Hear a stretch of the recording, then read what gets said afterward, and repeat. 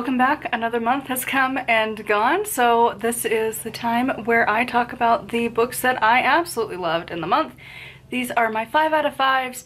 Usually they're mostly going to be witchcraft. Once in a while, I'll have some fiction. Not this time.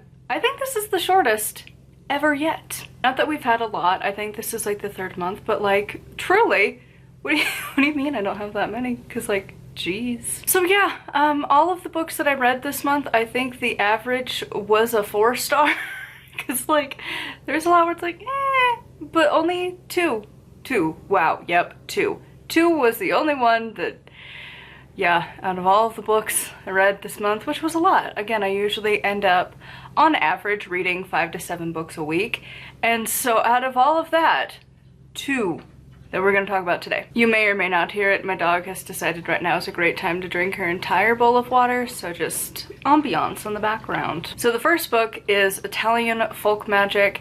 This is one of those books that I love the vibe of it. Would I ever really become anything in that culture? No, I was not raised in any remote connection to Italian.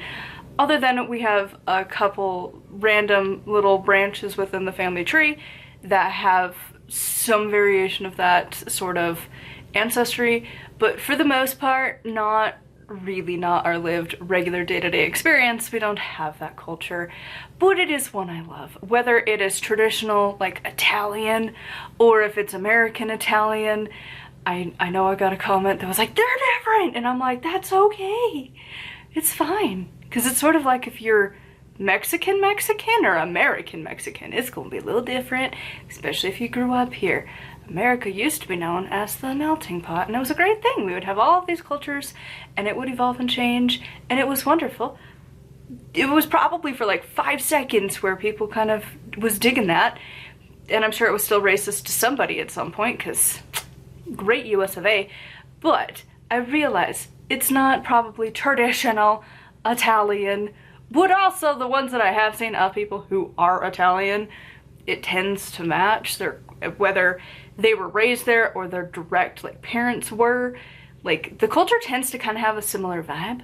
And of course, yeah, your towns are a little different, but on a whole it's pretty similar when you compare to other parts of the world. But yeah, I loved learning about that culture and just the vibe, and getting to see this particular type of, I feel like I keep saying culture too much, but that is it. It's not like a tradition. It's not like there's hard set rules. It's just a general vibe that happens that you don't find in other places. And it's so much fun, and getting to see these random little folk things and just passed down through the families and stuff. It was really interesting to read. And it's like that level of like what I strive to be as an old person when I am an old. Granted, to some people I would now be considered an old because I'm 29, but like I still feel like I'm like 1 step above teenager. Like I'm officially don't feel like a teenager anymore, but also I don't feel like an old yet either. And so like when I am an old, when I'm in my 80s or my 90s, this is like the vibe I want to give off, of just like people come in and you just have the magical knowledge just there, and it's like just second nature. You don't even think about it. And that is what I strive for. I love it. It's so much fun. Is there a lot that I would do from that book? No. But it left me inspired, and that's what I go for the most. The other book that I really loved this month was the Energy Essentials, right? Yes, Energy Essentials for Witches and Spellcasters. It is the kind of book I need, because like, again, ironically, the person who recommended it was more for like beginner witches, and I'm like, yeah, that's cool, that's great. But also, like, sure, beginners would get something. I personally feel like it fits great when you are in an underworld re-centering your existence journey, but also maybe that's just because that's what I'm experiencing right now. But like, just the simplicity of it, and like really working through the why behind stuff, and like slowly rebuilding back up. It's such a small book, but it's one I'm so excited to go through. And actually, what day are you seeing this? By the time you see this, I can say this. I got it for my hubby. Yep, it's his birthday actually today that you're watching this. And so I got it for him. And I have to talk a little quiet because he's being a nerd out there. But yeah, I ended up buying this one because we're both in an underworld journey right now, and both of us are just feeling like our craft is just crumbling and changing, and like there's different underworld journeys.